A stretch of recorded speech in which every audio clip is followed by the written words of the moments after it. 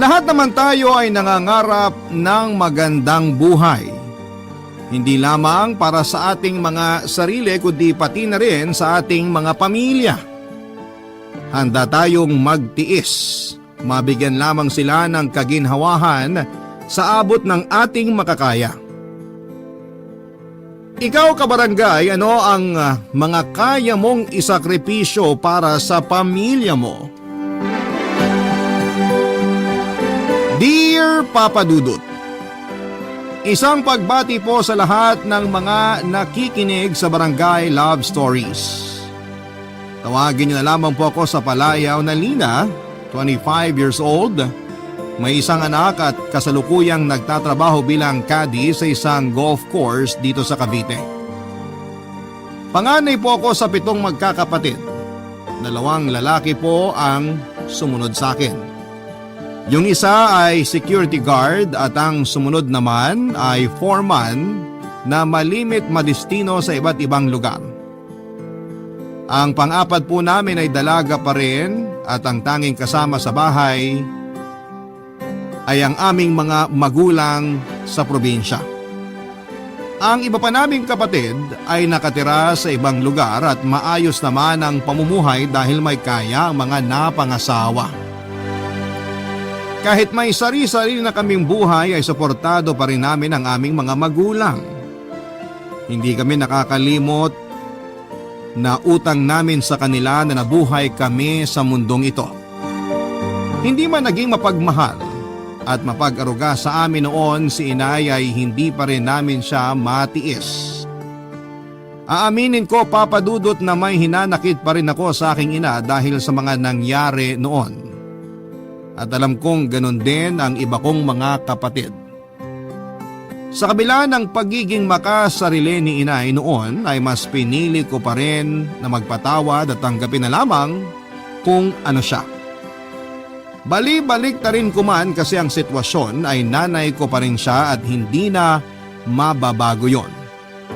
Ang mga katagang ito ang malimit kong marinig kay Lola Alicia noon. Isang hapon pagkagaling ko sa eskwela, pagpasok ko sa loob ng bahay ay nakita ko na may hawak-hawak na papel sa kanyang kamay si Lola Alicia, Papa Dudut.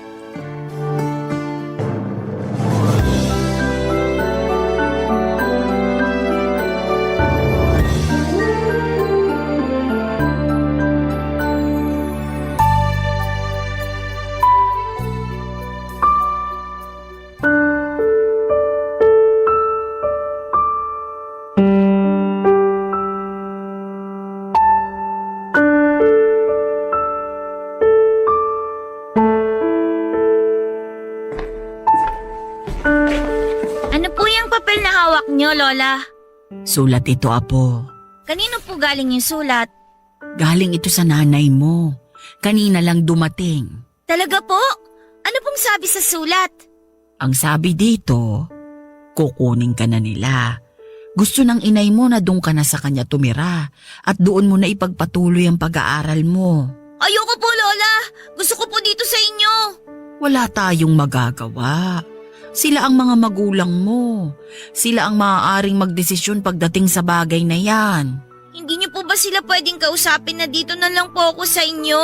Susubukan ko, Lina, sa abot ng aking makakaya. Kaya lang ang inay mo ang tiyak na may gusto nito. Kapag kasi siyang nagpasya, kahit ang itay mo ay walang magawa. Bakit po ba gusto na nila akong bawiin kung kailan malaki na ako? Ay, baka namimiss ka rin nila. Siyempre, magulang mo pa rin sila at gusto ka nilang makasama. Hindi ko pa rin po maintindihan. Bakit hindi po noon? May mga kapatid ka doon. Ayaw mo ba silang makita at makasama? Gusto po. Kaso po, mas gusto ko pa rin po na kayo ang kasama ko. Hindi naman tayo magkakalayo ng tuluyan. Pwede mo naman akong dalawin dito. Pero Lola, ang layo po nila inay. Paano kung hindi po nila ako payagan? Eh di ako ang dadalaw sa iyo doon. Hindi niyo po ako naiintindihan, La. Kayo po ang gusto kong makasama. Dito ko po gustong tumira. Makinig ka sa akin, Lena. Kahit bali-baliktarin mo man ang sitwasyon, sila pa rin ang mga magulang mo. Sila lang ang may karapatang magdesisyon kung saan ka titira. Bakit kasi nila ako iniwan sa inyo tapos babawiin din nila ako? Hindi ako aso para basta na lang nilang iwan ng ganon. Siyempre hindi ka aso. Ikaw talagang bata ka kung ano-ano ang sinasabi mo. Totoo naman po eh. Sabi ng Chang, ayaw lang akong alagaan ni inay kaya iniwan niya ako sa inyo noon. Hindi ka dapat nakikinig sa tiyang mo. Mahal ka ng mga magulang mo. Kung totoo po yan, bakit hindi nila ako dinalaw dito? Abala lang sila. Alam ko kasi may trabaho ang inay mo noon, kaya hindi ka niya maalagaan. Ngayon naman, walang iintindi sa mga kapatid mo. Bakit pakiramdam ko, Lola? Para pong pinagtatabuyan niyo na ako. Hindi yan totoo, Apo. Gusto ko nga dito ka lang sa puder ko eh. Baka po pagod na kayong alagaan ako. Dahil po ba matigas ang ulo ko? Hindi, Lena. Kailanman hindi ako mapapagod alagaan ka. Mahal na mahal kita. Yan ang laging mong tatandaan. Mahal na mahal ko rin po kayo, La. Simula po noon, kayo lang po talagang nagmahal at nag-alaga sa akin. Tandaan mo, Apo, hindi lang ako ang nagmamahal sa'yo. Nariyan pa ang mga magulang mo. La, huwag yun na lang po akong ibigay sa kanila. Lahat gagawin ko, Apo, para mapakiusapan ng mga magulang mo. O siya, sige na, maglaro ka na sa labas. Ayoko po, Lola. Wala na po akong ganang makipaglaro. Itong batang ito talaga, oh. O sige na, puntahan mo muna ang mga pinsan mo para makapaglaro na kayo. Sige na nga po. Magpapalit lang po ako ng pambahay. Huwag mo munang intindihin yung mga napag-usapan natin tungkol sa pagkuha sa'yo ng mga magulang mo. Matagal pa naman yun eh. Habang di pa naman nangyayari, dito ka muna kay Lola. Opo, Lola. Isang taon pa lamang ako noon, Papa Dudut, nang iwan ako ng aking mga magulang sa pangangalaga ng aking lola. Hindi malinaw sa akin ang dahilan nila, ngunit lagi kong naririnig sa aking tiyahin na kapatid ng tatay ko na likas raw na tamad ang aking ina. Puro sarili lamang daw niya ang iniisip. Noong panahon na yon ay hindi ko pa ganong naiintindihan ang sinasabi ng tiyahin ko. Bagamat istrikta si Lola ay masasabi kong mapagmahal at malambing ito sa maraming pagkakataon. Madalang ding magpadala noon ng pera ang aking mga magulang. Mabuti na lamang at may pensyon ng aking lola na siyang ginagastos namin sa pang-araw-araw at baon ko sa eskwela. Inaamin ko po na may mga pagkakataon noon na hinihiling kong sana ay kapiling ko ang mga magulang ko. Lalo't merong mga program sa eskwelahan na kailangan ng kanilang presensya. Si Lola Alicia ang laging pumupuno sa mga kakulangan ng aking mga magulang. Hindi ko lang lubos maunawaan na kung kailan tanggap ko na sa sarili ko na si Lola Alicia na lamang ang makakasama ko habang buhay ay saka naman sila magsasabi na gusto na nila akong kunin. Dumating ang araw na kinakabahan ako, Papa Dudut. Hapon na noon, galing ako sa eskwelahan, nadatnang ko si Lola na may kausap na isang babae. Ipinakilala siya sa akin ni Lola Alicia. Hindi lang siya basta bisita. Siya raw ang aking ina, Papa Dudut.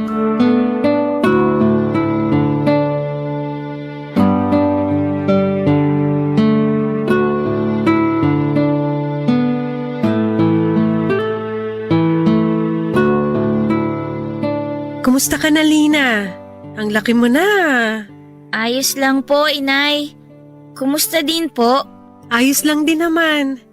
Halika rito sa tabi ko. May mga dala akong pasalubong sa'yo. Salamat po, Nay. Nabanggit ba ng lola mo yung tungkol sa sulat na ipinadala ko? Opo, sinabi niyo daw po na gusto niyo na daw po akong kunin. Oo, Lina. Para sama-sama na tayo ng mga kapatid mo. Doon mo na ituloy ang pag-aaral mo. Nay, pwede po bang dito na lang po ako kay Lola? Lina, nag-usap na kami ng lola mo. Ako ang nanay mo, kaya tama lang na sumama ka na sa akin. Pero Nay, matanda na po kasi si Lola. Wala po siyang makakasama. Huwag mong alalahanin ang lola mo. Nandyan naman ang ibang mga tiyo at tiyahin mo. Nandyan lang sila para tignan siya. Hindi nila pababayaan ang lola mo. Nay, ayoko po talagang sumama sa inyo. Gusto ko po talaga dito kay Lola. Hindi mo ba gusto na makasama kami? Ayaw mo makasama ang tunay mong pamilya? Gusto po. Pero mas gusto ko pa din pong makasama si Lola. Makinig ka, Lina. Huwag sanang matigas ang ulo mo. Sasama ka sa ayaw at sa gusto mo. Bakit niyo po ba ako pinipilit sumama sa inyo, Nay? Mas gusto ko nga po dito kasama si Lola. Nag-usap na nga kami ng lola mo. Payag na siya na kunin kita. Huwag mong bigyan ng problema yung matanda. Dahil kung hindi ka sasama sa akin at magmamatigas ka, mapipilitan akong humingi ng tulong sa barangay. Maisama lang kita. Sana po tinanong niyo ako kung gusto kong sumama sa inyo. Hindi po bigla niyo na lang po akong kukunin kay Lola. Hindi na kita kailangan tanungin. 10 taon ka pa lang, dapat malaman mo na kaming mga magulang mo pa rin ang masusunod, hindi ikaw at hindi rin ang lola mo. Sige na po, Nay. Dito na lang po ako kay Lola. Huwag mo na akong pahirapan, Lina. Ang layo ng pinanggalingan ko para walang mahita sa pagpunta ko rito. Sinabi ko naman po na ayaw kong sumama sa inyo. Kayo lang naman pong mapilit. Ikaw ang mapilit. Pinipilit mo na dito ka lang. Kung ipagpipilitan mo yung gusto mo, sinasabi ko sa'yo, mapipilitan talaga akong humingi ng tulong sa barangay. Sasabihin ko na ayaw kang ibigay ng lola mo dahil nalaso na niya ang isip mo. Hindi po totoo yan! Huwag mo akong subukan. Kilala ako ng lola mo. Kahit itanong mo pa sa kanya kung ano ang gusto ko, yon ang nasusunod. Gusto ko lang naman po makasama si Lola. Kami ang totoo mong pamilya. Kaya dapat lang na kami ang piliin mong makasama, hindi ang lola mo. Bakit kasi kailangan niyo akong iwan noon? Tapos babawiin niyo rin naman pala ako. Anong klaseng tanong yan? Yan ba ang natutunan mo sa lola mo? Yan ba ang tinuturo niya sa'yo? Ang sumagot ng ganyan sa mismong nanay mo? Mabait po si Lola ko. Wala po siyang itinuro sa akin na masama. Sa nakikita kong ugali mo ngayon, malabo yung sinasabi mo. Baka sinisiraan niya pa kami sa'yo. Hindi po totoo yan, Nay. Mabuti pa ayusin mo na ang mga gamit mo. Hindi ko na mahihintay na magbakasyon kayo. Hindi mo natatapusin ang pag-aaral mo rito. Aalis na agad tayo. Huwag po muna, Nay.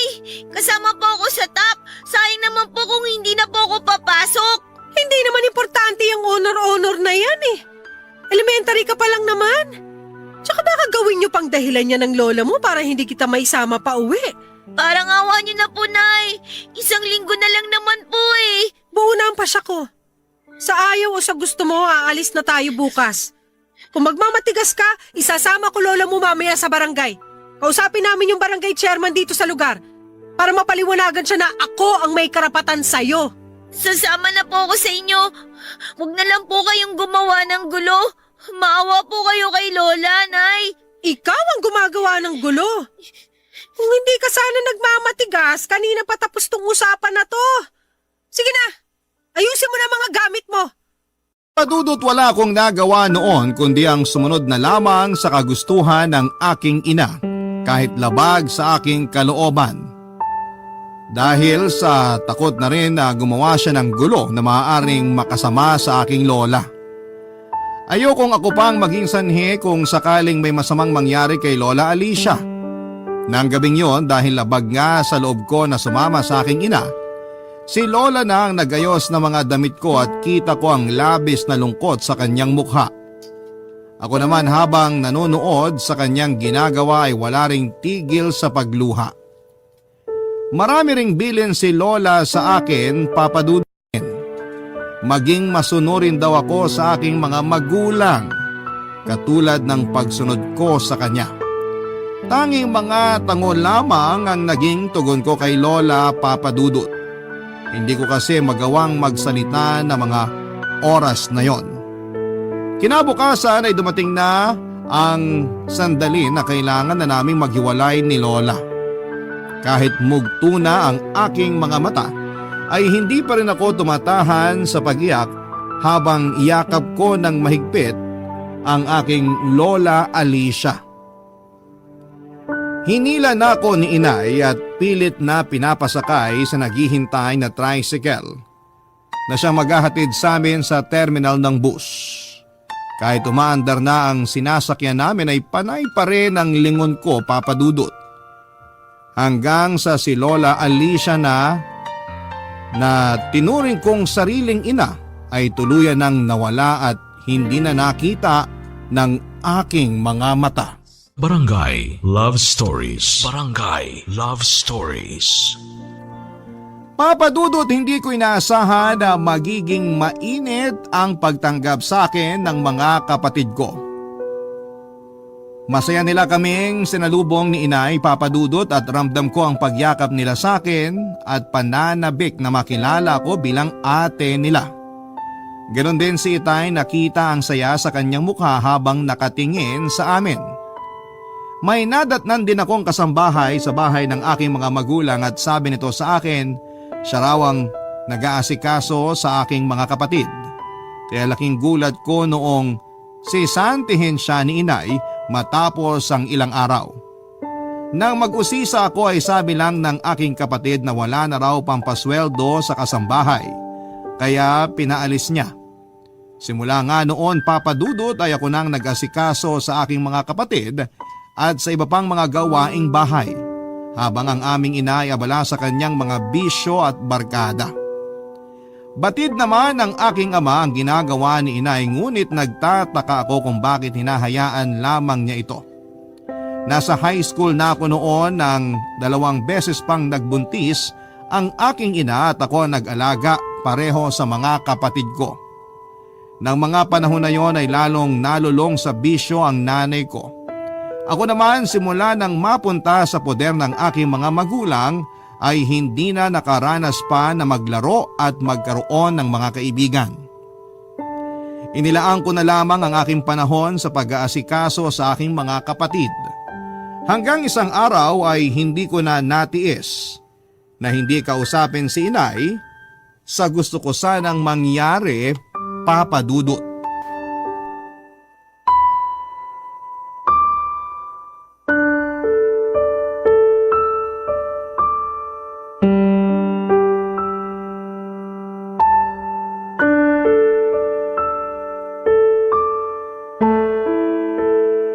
Nay, gusto ko po sanang mag-aral. Saan mo naman kami pakukuhain ng itay mo ng ipangtutusto sa pag-aaral mo, Aber? Sana po kasi pumayag na kayo nung merong gusto magpaaral sa akin kahit vocational lang. Di sana nakagraduate na po ako. Paano kita papayagan noon? Alam mong kapapanganak ko pa lang sa bunso mong kapatid. Wala naman ako ibang aasahan dito kundi ikaw, tapos lalayasan mo pa ako?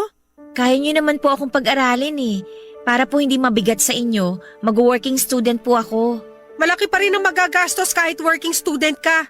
Gusto mo bang masakripisyong pag-aaral ng iba mong mga kapatid?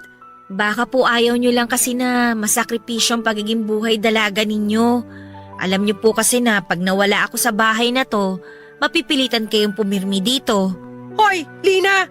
Ayusin mo tono ng pananalita mo sa akin, ha? Mukhang nawiwili ka ng pagsasalitaan ako ng ganyan lintik ka, ha? Hindi ka pa nakakapagtapos ng college, akala mo kung sino ka na makaasta? Paano pa kaya ako nakapagtapos ka na? Di mamanduhan mo na lang ako rito? Gusto ko lang naman po talaga makapag-aral kahit vocational lang. Wala kang pera na pampaaral sa'yo! Kulit mo, ah! Pagdating sa amin ng mga kapatid ko, palaging walang pera. Pero pagdating sa sugal at barkada ninyo, hindi kayo nauubusan ng pera. Sino ka para punahin ang mga ginagawa ko? Intrimitida ka! Wala kang ambag sa bisyo ko kaya manahimik ka! Hindi mo perang ginagastos ko kaya wala kang karapatan sumbatan ako! Tigilan mo ako, Lina, ha? Ususungal-ngal na kita! Hindi ko nga pera ginagastos ninyo sa mga bisyo nyo.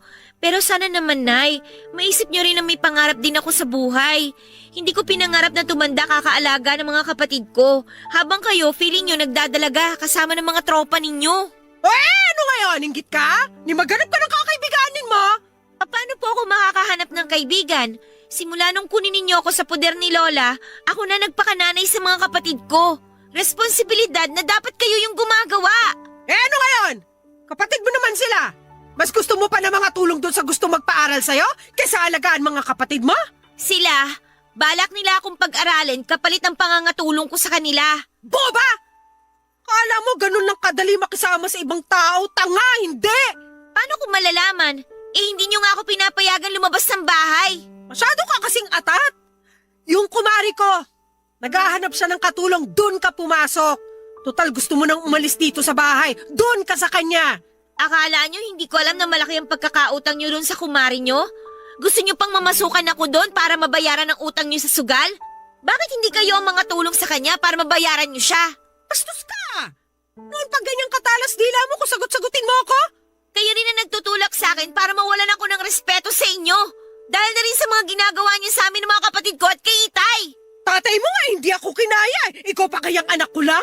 Sobrang bait kasi ni Itay kaya hinahayaan niya lang ang mga pinaggagawa ninyo. Takot lang siyang iwan ko. Kaya ikaw, kung ayaw mong mawalan ng nanay ang mga kapatid mo, ayusin mong pagsagot-sagot mo sa akin. Mas mabuti pa nga siguro na iwan niyo na lang kami. Baka sakaling makaranas naman kami ng konting kaginhawaan sa buhay. Paano giginhawa ang buhay nyo? Walang diskarte sa buhay ang tatay nyo. Hindi totoo yan. Responsable si Itay. Kayo lang ang humihila sa kanya pababa. Kita mo yung lumalabas sa bibig mo? Tapos gusto mo pa kunong mag-aral? Pues mabulok ka rito sa bahay. Yun naman talaga ang gusto nyo eh. Yung mabulok ako rito. Habang kayo, nagpapakasaya kasamang tropa ninyo. Pati ang lalaki nyo. Sige! Ipagsigawan mo ba? Lakasan mo! Para marinig ng mga kapitbahay at makarating sa tatay mo! Talaga bang wala na kayong kahihiyan? Wala akong pakialam kung yan ang tingin mo sa akin. Ang alam ko, mabuti akong ina nung piliin kong iluwal kayo sa mundong to. Pwede ko naman sana kayong ipalaglag pero hindi ko ginawa. Sana nga ginawa nyo na lang para hindi na namin dinadanas yung ganitong paghihirap na maging nanay kayo. Yung sinasabi mong paghihirap na nararanasan nyo, wala pa yan sa kalingkingan na paghihirap ko noon. Kaya ba pinaparanas nyo rin sa amin ngayon? Mararanasan nyo talaga yung hirap kasi yun ang nakaguhit sa mga palad nyo. Anong klaseng katwiran yan, Nay? Kung ano-anong sinasabi ninyo para lang mapagtakpan ng mga pagkukulang ninyo. Bahala ka kung ayaw mo intindihin mga sinasabi ko. Bahala talaga ako! Magtatapos ako ng pag-aaral. Hindi na ako papayag na pigilan ninyo.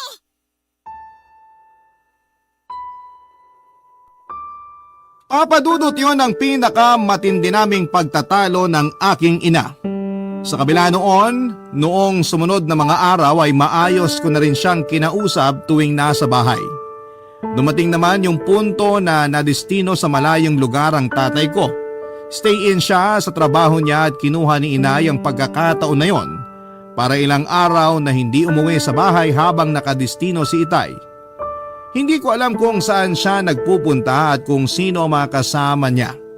Dahil sanay na kami at hindi na bago sa aming magkakapatid, ang mga ginagawa niya ay hindi na rin kami nag-alala. May isang beses na umuwi ng madaling araw ang inay na puno ng pasa at galos sa buong katawan. Mugto ang kanyang mga mata na para bang kagagaling lamang sa pag-iyak. May hinala na ako noon, Papadudot, pero mas pinili ko na lamang na manahimik. Napatunayan kong tama ang hinala ko nang sakto namang umuwi rin ng bahay ang Itay galing sa destino. Nauna lamang si inay kay Itay ng mga 30 minuto. Hindi pa masyadong nakakapag-ayos ang Itay noon sa bahay, biglang kumatok sa pinto ang kumari nila na ninang ng bunso kong kapatid. Pakiwari ko'y natsyempohan itong umuwi si Itay kaya nagmadali siyang pinuntahan si tatay sa bahay. Kinausap niya ang Itay tungkol sa kalokohan ng asawa niya at ng aking ina. Nang makaalis ang kumari nila, galit na kinumpronta ni Itay si inay. Noong nakaramdam ako ay ginising ko ang mga kapatid ko, tapos ay lumabas kami ng bahay para hindi nila masaksihan at marinig ang pagtatalo ng aming mga magulang. Nung una akala ko po ay mapapanindigan ni Itay ang galit niya kay inay. Kaso'y nagulat na lamang ako noong makita kong mas nagalit pa ang inay. Nasaksihan ko rin kung paano paluin ng walis tambo ni inay si Itay. Napailing na lamang ako, Papadudot. Ang komplikadong sitwasyon namin sa bahay ay lalo pang pinagulo ng nanay ko. Tahasan talaga niyang hinahadlangan ang pagkakataon ko na makapagtrabaho. Noong panahong yon ay may isa akong pinsan na nagkataong nagbabakasyon sa lugar namin. Kinausap ko siya na isama niya ako sa Cavite pagbalik niya roon. Pumayag naman siya at tinaong ko na wala si inay sa bahay nung magpaalam ako kay Itay. Agad naman niya akong pinayagan sa pag-aakalang 1 linggo lamang akong mawawala. Ang hindi niya alam ay plano kong maghanap ng trabaho sa Cavite at hindi na muna babalik sa amin. Laking pasasalamat ko kasi lubos na naiintindihan ng pinsan ko ang kalagayan ko. Pinahiram niya ako ng pang-down sa inuupahan kong kwarto. Pinahiram niya ako ng pera na ipambibili ko ng mga kailangan ko at nireko niya ako sa kaibigan niya para makapasok ako sa pinagtatrabahuhan nito. Maayos ang tinakbo ng unang 1 buwan ko sa trabaho doon sa Cavite. Hanggang sa dumating yung pagkakataon na hindi ko inaasahan, Papa Dudut. Kasi mo na gamit mo, bilis. Uuwi na tayo. Ayoko, Nay! May trabaho na ako dito! Hoy, Lina, hindi ka nagpaalam na maayos. Ang sabi mo sa tatay mo, 1 linggo ka lang mawawala. 1 buwan na. Alam ko naman kasi na hindi niyo ako papayagan eh. Pabayaan niyo na lang ako. Anong pabayaan? Sa ayaw o sa gusto mo sasama ka sa akin pa uwi. Hinihintay ka na ng mga kapatid mo sa bahay. Nay naman, hayaan niyo na lang ako sa gusto ko. Magpapadala naman ako ng pera pag sahod ko eh. Sa atin ka na lang magtrabaho. Doon, malapit ka lang sa amin. Ang dami namang mapapasukan doon, dumayo ka pa rito. Paano ako makakapagtrabaho doon? Eh ayaw niyo nga akong payagan. Anong ayaw payagan? Anong pinagsasasabi mo? Ayos na yung galing niyo rin magmaang-maangan ha. Hoy, Lina, huwag kang makasarili. Ang liliit pa ng mga kapatid mo. Wala nagbabantay sa kanila pag wala kami ng tatay mo sa bahay. Tsaka kaya ako biglang napasugod. Kasi nung tanungin ko yung pinsan mong nagsama sa rito, sabi niya wala ka na raw balak umuwi sa atin. Hindi ako sasama sa inyo. Hindi ko pwedeng iwan na lang basta ang trabaho ko. Huwag mo akong pilitin na mag-iskandalo rito, Lina. Kung kinakailangan kalad ka rin kita pa uwi ngayon, gagawin ko talaga maisama ka lang pabalik sa atin. Hindi na ako bata para takutin ninyo. Respetuhin niyo naman ang desisyon ko. Sumama ka na, anak. Kung kinakailangan luluhod ako para mapatawad mo lang ako. Pwede ba, Nay? Tama na nga yung drama ninyo. Nakakahiya sa mga nakakakita. Ipapahiya talaga kita rito kung hindi ka sasama ng mahinahon. Sumama ka na. Nangako ko sa mga kapatid mo na kasama kitang uuwi sa atin. Sa totoo lang, hindi ako makasarili dito, Nay. Kayo! Tigilan mo na yung kakaiyak mo! Ikaw pala itong madrama eh! Sige na, panalo na kayo. Sasama na ako sa inyo para manahimik na kayo. Tigas kasi ng ulo mo eh. Sinabi ko naman sa'yo hindi mo ko kaya. Matigas talaga ang ulo ko kasi may gusto akong gawin sa buhay ko na pilit yung hinahadlangan. Tumahimik ka! Kanino ko pang gusto ngayong tugsapadali ang ulo mo ng mauga eh? Ang dami mo pang sinasabi. Kunin mo na yung mga gamit mo bago kita kalad ka rin paalis dito. Gawin nyo na kaya! Ako na ito nagpapakumbaba sa'yo tapos panay pang talak mo? Kapal mo naman? Yan ba yung pagpapakumbaba? Ang peki naman ninyo! Hintayin nyo na ako rito! Saan ka pupunta? Saan pa ba? Eh di ililigpit ang mga gamit ko. Hindi ko alam kung anong klase kang ina. Pero hindi ko to makakalimutan kahit kailan. Tandaan niyo yan! Kung mga ganyan ka pa talaga, bakit? Ano ba ang masama sa gusto namin ng mga kapatid mo na makasama ka sa bahay? Alam niyong hindi yan ang totoong dahilan. Ginamit niyo pa mga kapatid ko. Gusto niyo akong umuwi para malaya ninyo magawa ang mga gusto niyong gawin. Kasama ng mga tropa ninyo. Habang pinapaako niyo sa akin lahat ng mga responsibilidad ninyo. Tumigil ka na kakaarte dyan. Mag-impake ka na bago ako mapundi sa'yo. Bilisan mo na! Papa Dudut, wala akong nagawa kundi ang sumunod kahit labag sa loob ko ang bumalik sa aming probinsya. Habang naglalakad kami paalis, sa aking tinutuluyan ay kita ko ang tingin sa akin ng mga kapitbahay ko. Inis sila sa pagmumukha ko at naawa naman sila kay inay na pwedeng manalo ng award sa husay niyang umarte. Nakatungo na lamang ako hanggang sa makasakay kami ng jeep. Naging sunod-sunuran man ako sa aking ina ay nag-iisip pa rin ako kung paano ko siya matatakasan. Desidido talaga ako na huwag nang bumalik sa probinsya namin at buo ang loob ko na magtatrabaho na lamang ako para matustusan ko ang mga pangsarili kong pangangailangan at matulungan ang mga kapatid ko. Gusto kong maranasan nila ang kaunting ginhawa na maaari kong ibigay na hindi maibigay ng aming mga magulang. Papadudot kahit puno ng takot ang dibdib ko. Tinatagang ko na lamang ang loob ko at pagkakataon ko na kasi na mabago ang takbo ng buhay ko. May ilang minuto bago umandar at umalis ang bus sa terminal. Nagpaalam ako kay inay na magsi-CR muna. Mabilis po akong buwaba at kumaripas ng takbo palabas ng terminal. Rinig ko pa nga ang malakas na tawag sa akin ni inay ngunit hindi na ako lumingon pa.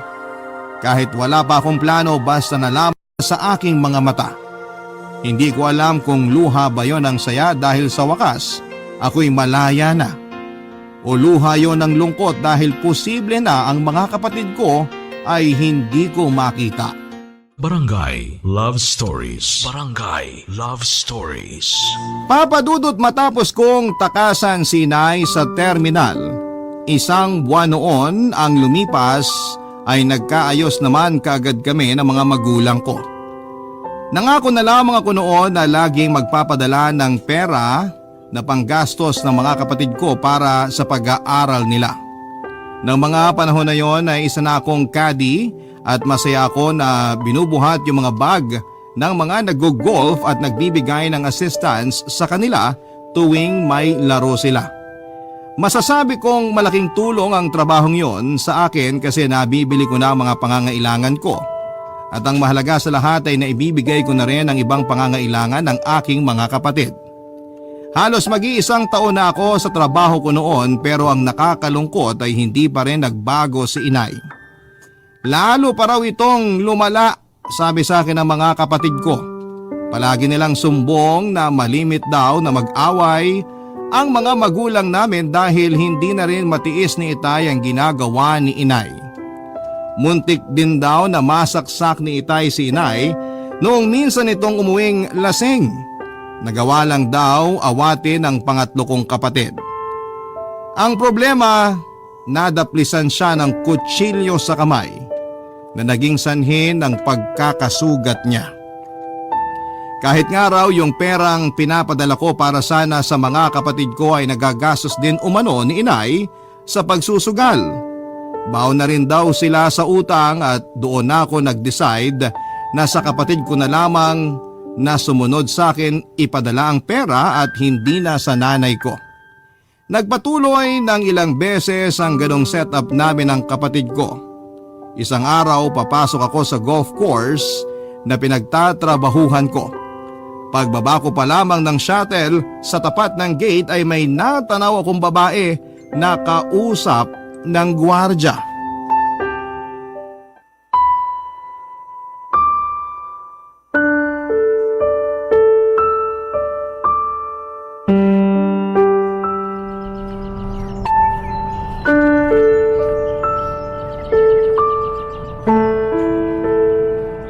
Nay, anong ginagawa niyo dito? Paano? Ayaw mo sagutin mga tawag ko kaya pinuntahan na lang kita. Huwag tayo dito mag-usap. Sumama muna kayo sa akin. Dito na lang. Di naman magbabagong pag-uusapan natin pag lumipat tayo ng lugar. Huwag sana kayong gumawa ng eksena dito. Nakikiusap ako sa inyo, Nay. Huwag ka mag-alala. Gusto lang kitang kausapin. Bakit niyo ba ako pinuntahan dito? Ano ba sa tingin mo? Bakit kasi kailangan sa kapatid mo ipadala yung pera?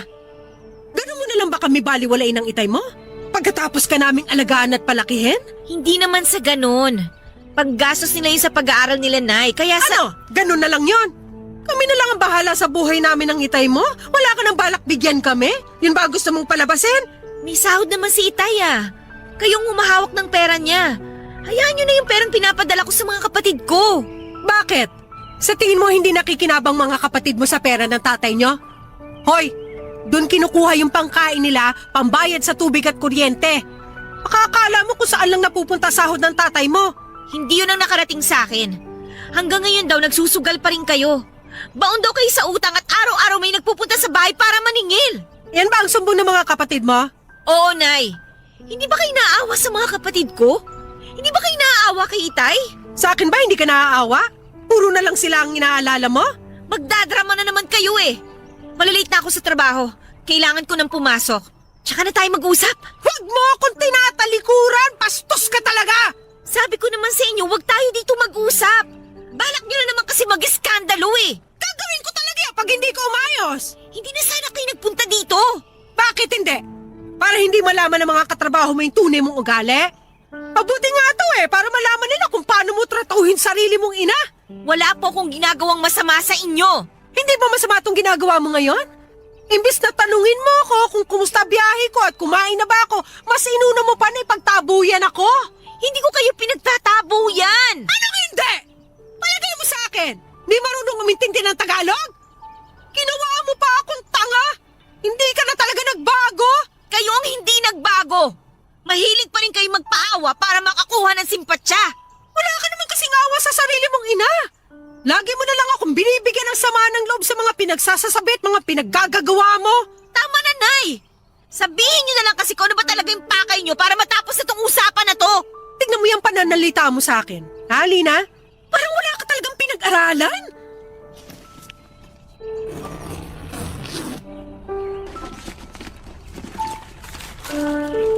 Oh, eto, Nay. Sakto. Sumahod ako sa paluwagan kahapon. Kunin niyo na. Alam ko naman na pera lang ang pinunta niyo rito eh. Akala mo naman ang laki ng binibigay mong pera para pagmalakihan mo na ako ng ganyan? Hindi ako nagmamalaki. Umiiwas lang ako sa gulo. Hindi ako mo. Ay hindi naman guminhawa karampot na tulong mo. Kakarampot? Bakit hindi niyo na lang ipagpasalamat na kahit paano nakakatulong ako sa inyo? Sige, huli na yung pera na yan. Hindi na ako magbibigay. Total kakarampot lang naman pala eh. Nananakot ka pa? Para sabihin ko sa'yo, kahit buong buhay ka magtrabaho, hindi mo mababayaran paghihirap namin ng tatay mo. Mapalaki ka lang na maayos. Nasasabi niyo talaga yan? Bakit hindi? Ang dami kong hirap sa inyo ng mga kapatid mo. Tapos tong maliit na halagang to, isusumbat mo pa? Tama na nga po, Nay. Nakakapagod na yung mga drama niyo sa buhay. Ang gusto ko lang naman, maging maayos ang pamilya natin. At hindi yung mangyayari hanggat hindi niyo tinitigilan yung mga bisyo ninyo. Nagpapapaniwala ka kasi sa mga sumbong ng mga kapatid mo sa'yo. Ang hintay mo kasi ang tanungin mo. Bakit ko pa siya tatanungin? Alam ko naman na pagtatakpan niya lang kayo sa mga pinaggagawa ninyo. Kahit sa ama mo, wala ka na rin galang? Kahit kailan na hindi nawala ang respeto ko sa kanya. Hindi ko lang maintindihan kung bakit sa kabila ng mga ginagawa ninyo, pinagtitiisan pa rin niya kayo. Sabi ko naman sa'yo, takot ang tatay mo na iwang ko siya. Huwag kayo masyadong kampante, Nay. Baka matauhan si Itay, tapos bigla ka na lang niyang iwan. Ipapaalam ko lang, walang amor sa inyo mga kapatid ko. Hindi ka dila. Masyado nang humahaba. Wala ka namang kasusta-sustansyang kausap. Uwi na ako. Basta yung obligasyon mo, ha? Huwag mong kakalimutan. Tama yan. Umuwi na kayo. Tsaka pakiusap lang, ha? Huwag niyo na akong pupuntahan dito. Papadudot dahil nga sa pagsugod na yon ni inay sa pinagtatrabahuhan ko ay lalo tuloy lupa. Naisip ko nga na tuluyan ng hindi magpadala at sarili ko na lamang muna ang unahin ko. Kaya lang ay nakonsensya naman ako. Ayoko kasi na kumakain ako ng masarap tapos ay maiisip ko na naghihikahos ang mga kapatid ko sa probinsya. Sa huli ay kahit ganoon ang ginawa ni Itay ay patuloy pa rin ako sa pagpapadala. Sa dami ng mga iniisip ko ng mga panahon na yon ay napansin kong madalas na distracted ako sa trabaho. Ganon talaga pag sinosolo mo ang problema. Hanggang sa may nakilala kong guest sa golf course na naging kaibigan ko. Walang iba kundi si Renz. 45 years old na siya noon at hiwalay sa asawa. Matangkad siya at malinis tignan at maayos manamit. Ilan lamang yon sa mga katangiang nagustuhan ko sa kanya, Papadudot. Pinili ko man na hindi na muna ikwento ang lahat ng mga pinagdadaanan ko kay Renz noon. Siya ang parang naging hingahan ng lahat ng sama ng loob ko. Nakatulong din na madalas niya akong napapatawa tuwing nagkwekwentuhan kaming dalawa. Hindi nga nagtagal ang pagkakaibigan namin ay nauwi sa pag-iibigan. Ilang buwan din tumagal ang aming relasyon bago ko natuklasan na meron na palang ka-live-in si Renz. Agad ko siyang kinumpronta at hindi naman niya ito itinanggi. Doon na nga natapos ang namamagitan sa aming dalawa. Masakit para sa akin ang naging paghihiwalay namin, ngunit meron palang masasakit pa nang matuklasan kong nagdadalang tao ako at posibleng maging dalagang ina. Tuliro ako ng mga panahon na yon at sa takot ko na mahusgahan at malagay sa kahihiyan ay wala akong pinagsabihan ng aking mga pinagdadaanan. Matapos kong makapag-ipon ng lakas ng loob ay tinawagan ko si Renz. Desidido na akong ipaalam sa kanya ang pagdadalang tao ko. Sa pakikipag-usap pa lamang niya sa akin sa cellphone ay ramdam ko na kaagad ang panlalamig sa kanyang boses. Ang daming tumatakbo sa isip ko na mga oras na yon, Papa Dudut. Naisip ko rin na parang gusto ko nang mag-back out at wag nang sabihin sa kanya. Kaya lang ay kailangan ko ng tulong niya. Pumayag siyang magkita kami, Papa Dudut, sa kondisyon na yun na ang huli at kailanman ay hindi ko na siya tatawagan pa. Gusto na raw niyang bumawi sa kinakasama matapos naming pagtaksilan nito. Sa sinabing yon ni Renz ay parang siya pa ang naging biktima. Pakiramdam ko ay nabaliktad ako at ako pa ang naging masama. Lalo tuloy akong nawala ng pag-asa. Pero hindi ko na lang pinansin yon. Nasa punto na kasi ako ng pagiging desperada, Papa Dudut. Kailangan ko talagang sumugal kahit suporta lang sa bata ang makuha ko mula sa kanya ng mga panahong yon.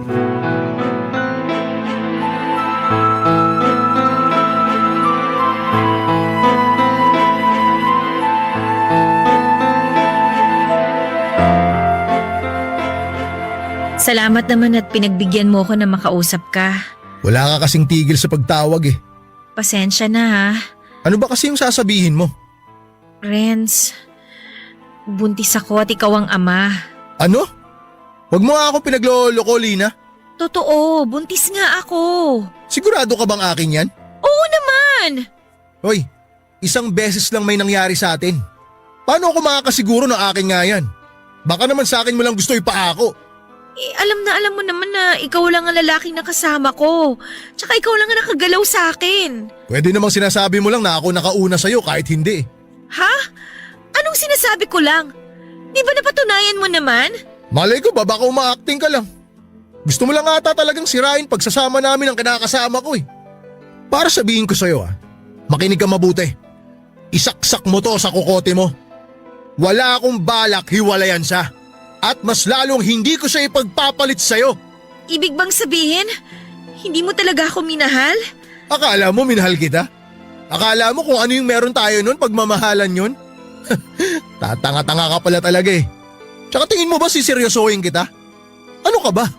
Kadi ka lang naman eh. Tagabuhat ng mga bag. Alalay ng mga naggo-golf.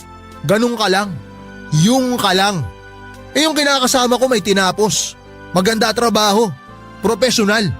Eh ikaw, ano bang meron sa'yo? Naging totoo ako sa'yo. Yun pala ginamit mo lang ako. Huwag kang umasta na parang aping-api ka. Ginamit mo lang din naman ako Nakinabang ka rin naman sa akin. Di ba nga sa akin mo nilalabas lahat ng mga sama ng loob mo sa pamilya mo? Lalo na yung mga sama ng loob mo sa nanay mo. Kahit na umay na ako, pilit ko pa rin pinakikinggan. Kasi nga kailangan mo. Paano na tong dinadala ko? Anak mo rin ito. Hindi ko kakayanin na buhayin siya ng mag-isa. Alam mo kung anong sitwasyon ko. Hindi ko yun inilihim sa'yo, di ba? Bahala ka. Diskarte mo na yan. Ipalaglag mo para tapos na agad problema mo. Seryoso ka ba sa mga pinagsasasabi mo? Alam mo kung bakit kita nagustuhan? Akala ko kapag may edad na, mature at responsable na mag-isip. Yun pala, mas masahol ka pa. Sarili mo lang ang iniisip mo. Hindi na ako nagtataka kung bakit iniwan ka ng unang mong asawa. Sabihin mo na lahat ng gusto mong sabihin. Wala ka pa rin mahihita sa akin. Ha? Hindi ko pa rin pananagutan yung pinagbubuntis mo. Huwag kang mag-alala. Ito na ang huling beses na kakausapin kita tungkol sa anak ko. Dapat lang. Hoy, huwag mo na akong guguluhin ha. Tandaan mo rin tong sasabihin ko. Masakit itakwil ng sariling ama, pero mas masakit kapag anak nang nagtakwil sa ama niya. O ngayon? Akala mo may pake ako? Eh di takwil niya. Pakialam ko. Dami mong sinasabi, di ko naman anak yan. Ayaw mo lang aminin na nararamdaman mo na anak mo to. Wala akong nararamdamang ganyan. Talaga lang ha? Takot ka lang sa responsibilidad kaya ka ganyan. Oh, humahaba itong pinag-uusapan natin. Dami pang sinasabi. Akala ko ba hindi ka namang gugulo? Eh ano tong ginagawa mo ngayon? Gusto ko lang malaman kung ano ba talagang nasa loob mo. Akala ko kasi kilala na kita eh. Nagkamali pala ako. Yan ang sinasabi ko sa'yo. Diyan ka magaling. Puro ka kasi akala. Maraming namamatay dyan, Lina. Di mo ba alam? Di mo nabalitaan? Hoy, makinig ka mabuti. Ipapaalala ko lang sa'yo para di mo makalimutan. Tapos na tayo. Tanggapin mo na lang yun. Oo naman. May choice ba ako? Kahit na may choice ka pa, kahit gustuhin mong balikan kita, wala ka nang maaasahan sa akin. Natauhan na ako. Uulitin ko hindi ko ipagpapalit sa'yo yung kinakasama ko. Papadudot mukha lang akong matatag noong magkaharap kami ni Renz. Pero ang totoo ay nanginginig ako sa sobrang galit, takot at awa sa sarili ko. Gustong-gusto ko nang umiyak noon ngunit pilit ko lamang nilabanan. Nang umalis na siya at iniwan ako ay doon ko lang pinakawala ng bigat sa dibdib ko. Parang sasabog ang dibdib ko kaya hinayaan ko nang umiyak ako ng umiyak habang nagdarasal ng mataimtim. Para kung batang isinusumbong sa Diyos ang mga nangyari sa buhay ko at handa kong harapin ang hirap, wag lamang mawala sa akin ang anak ko. Pero hindi ko akalain papadudot na sa sobrang hirap para kong pumasok sa butas ng karayom. Nagpatuloy ako sa trabaho ko bilang caddy habang hindi pa halata ang tiyan ko. 5 buwan na akong buntis nang itigil ko na ang pagiging caddy at namasukan naman bilang kasambahay sa isang pamilya na naninirahan dito sa Cavite. Nasa 8 buwan na ang aking ipinagbubuntis nang maisipan kong umuwi na sa aking Lola Alicia sa Albay. Malugod naman niya akong tinanggap at maging ang aking ipinagbubuntis. Inalagaan ako ni Lola hanggang sa manganak na ako. Maayos ko pong naisilang noon ang sanggol na lalaki. Napakapalad ko kasi noong tumama ang COVID sa bansa, kapiling ko si Lola Alicia. Siyang nagsilbing gabay at sandigan naming mag-ina. Mahirap noong pandemic pero kinaya namin dahil kay Lola. Ngunit muling hinamon ang aking katatagan, papadudot. 2 taon na noon ang aking anak ng mamaalam at iwan ako ni Lola Alicia.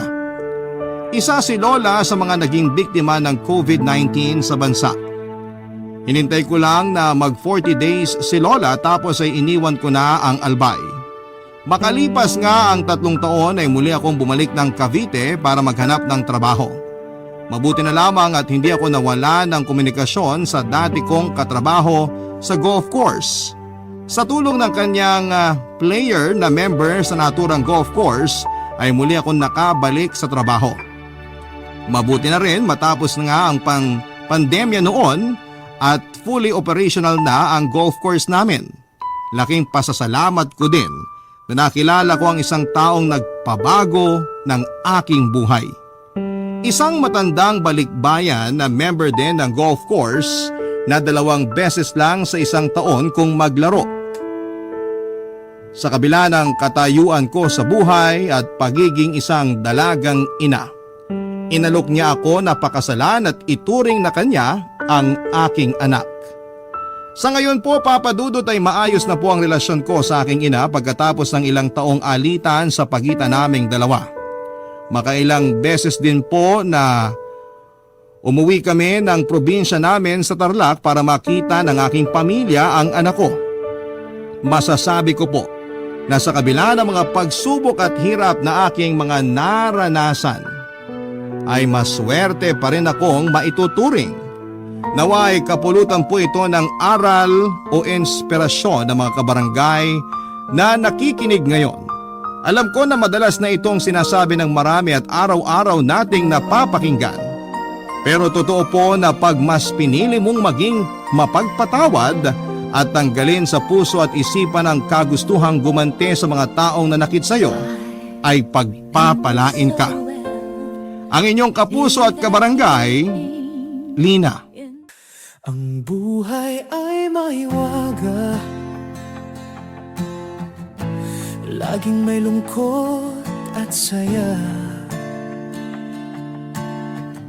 Sa Papa Dudut Stories, laging may karamay ka. Mga problemang kaibigan, dito ay pakikinggan ka. Sa Papa Dudut Stories, kami ay iyong kasama. Dito sa Papa Dudut Stories, ikaw ay hindi nag-iisa.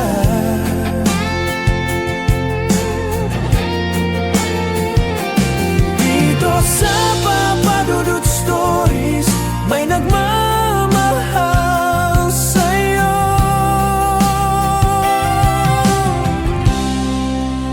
Papa Dudut Stories, Papa Dudut Stories, Papa Dudut Stories.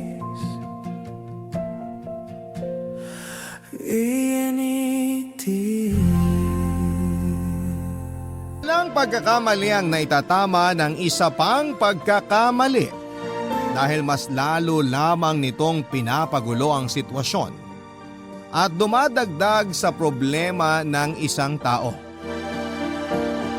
Ikaw kapuso, ano ang gagawin mo kapag nakagawa ka ng pagkakamali na pwedeng makasira ng isang tahimik at maayos na relasyon?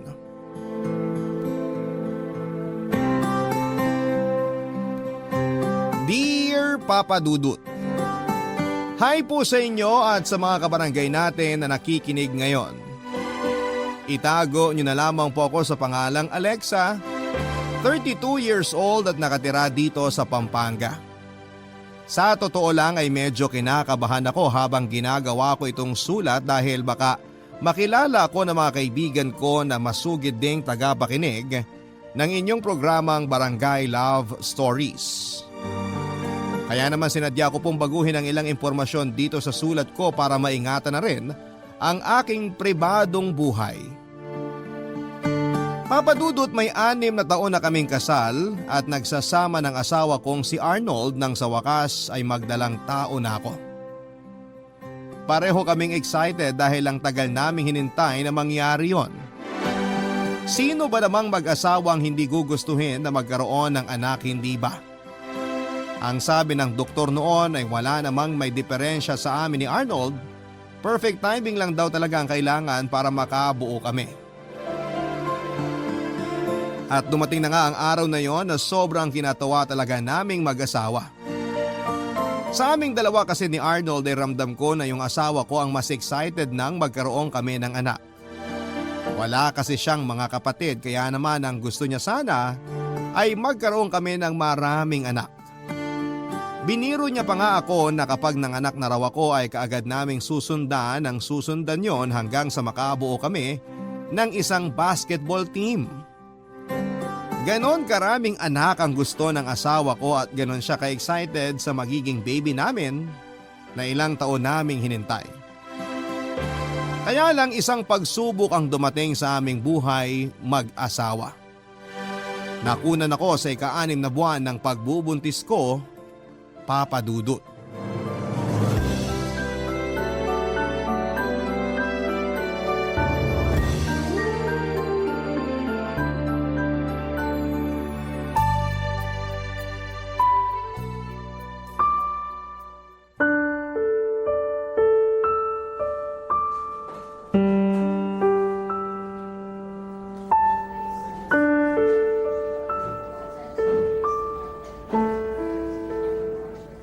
Etong lugaw, Kumain ka na, Alexa.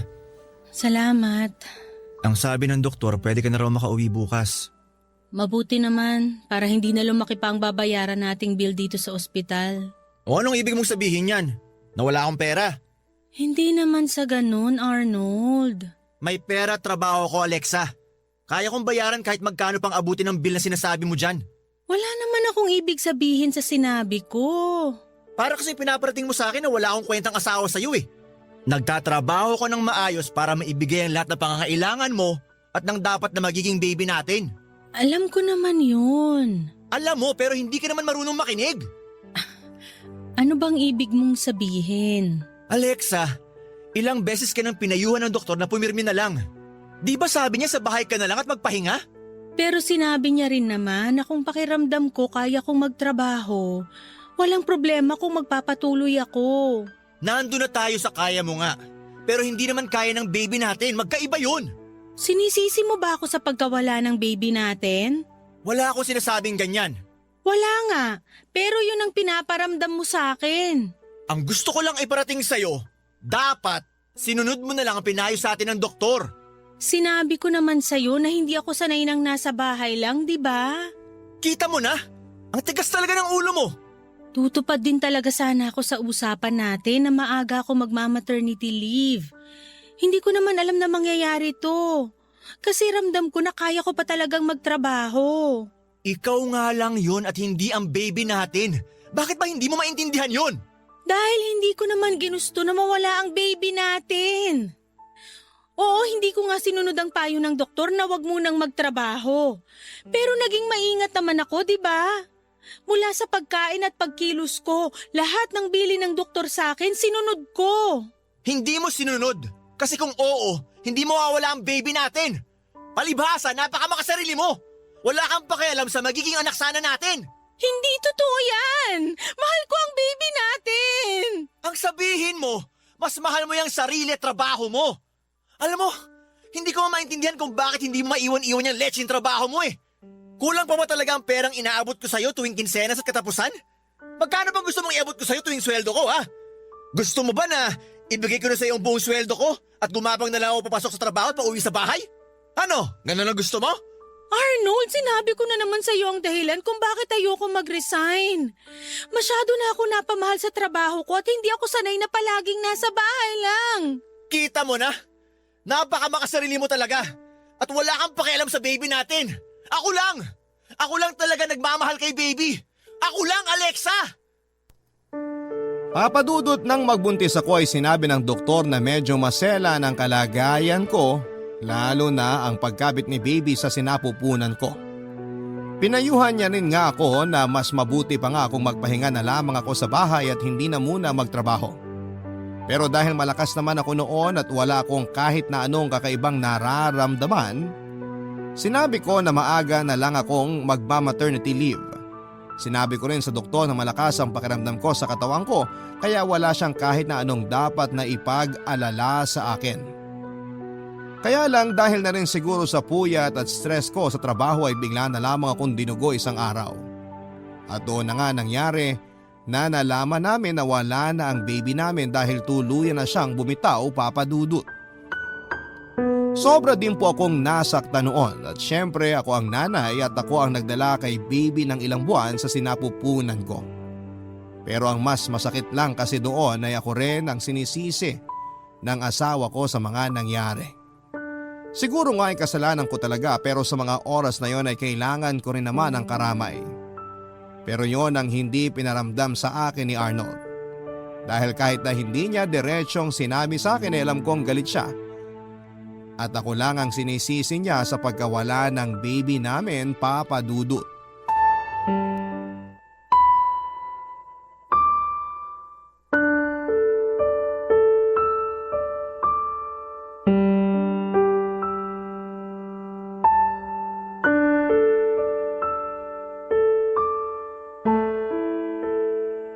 Ano? Wala pa bang resulta? Sandali lang, nilalagyan ko pa ng ihi ko tong pregnancy test kit. Bilisan mo na dyan. Tapos dito na lang natin hintayin ang resulta. Sige, saglit lang. Ay, sana talaga 2 guhit na lumabas dito. Sana mabuntis na ako. Alexa, ano ba? Ang tagal mo naman dyan. Eto na nga, lalabas na ako ng banyo.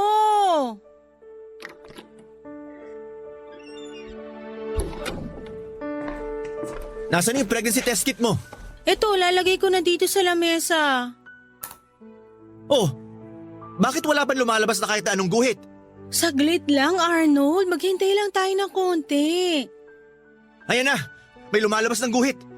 Sabi sa'yo, mabilis lang yan eh. Teka, ano to? Isang guhit lang ang lumabas? Ibig sabihin, negative pa rin ang resulta. Hindi ako tanga, Alexa. Alam kong ibig sabihin ng isang guhit na yan. Ang ibig kong sabihin, bakit hindi ka pa rin buntis? Hindi ko alam. Paano hindi mo alam, may katawan mo yan? Alexa, 2 beses sa isang buwan ka mag-pregnancy test. Pero puro negative naman na lumalabas na resulta. Anong magagawa ko kung ayaw talagang mag-positive ng resulta? Eh di ba ang sabi mo kagabi, delayed ang regla mo? Oo, pero isang araw pa lang naman akong delayed. Saka sumasakit na rin ang puson ko ngayon. Baka mamaya lang reglahin na rin ako. Sana pala hindi mo na lang sinabi sa akin para hindi na ako nagmukhang tanga na umaasang buntis ka. Pasensya na, Arnold. Nadulas lang naman ako nang sinabi kong hindi pa ako dinadatnan. Puro ka na lang pasensya. Siguro hindi mo sinusunod mga bilin ng doktor sa'yo, no? Siyempre sinunod ko. Iniinom ko nga lahat ng gamot na nireseta niya sa akin eh.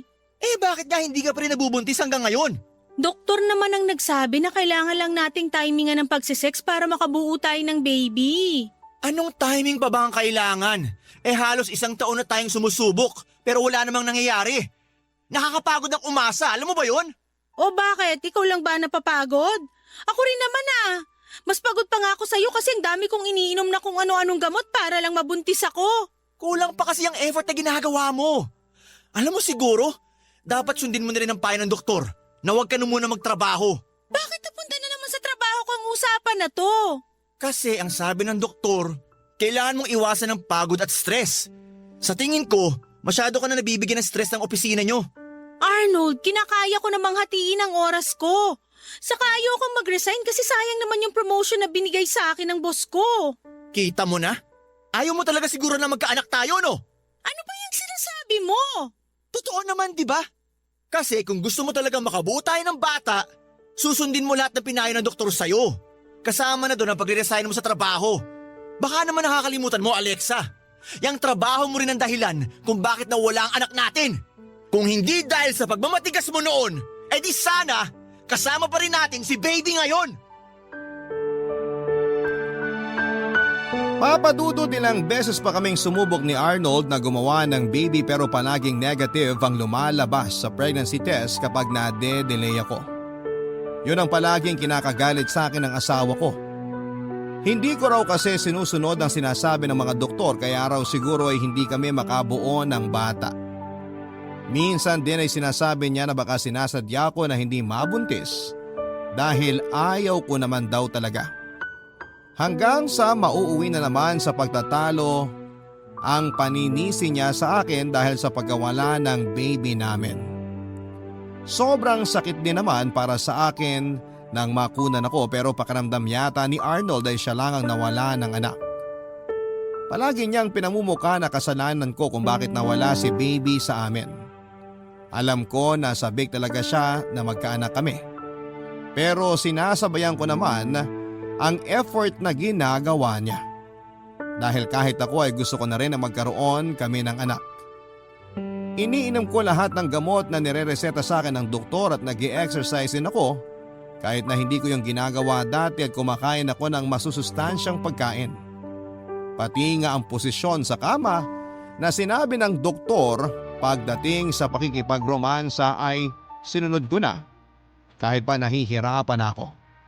Pero wala talaga, hindi pa talaga binigay sa amin ng Diyos noon ang oras para muli kaming magkaroon ng anak, Papa Dudut. Ang mga kwento ng pag-ibig, kwento ng buhay at kwento ng pag-asa. Nasa Spotify na Barangay Love Stories. Pakinggan kahit kailan, kahit saan. Barangay Love Stories sa Spotify. Kinig na, kabarangay!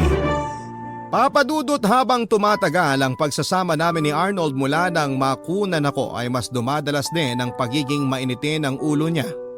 Mas nagagalit siya kapag lumalabas na negative ang resulta ng pregnancy test ko.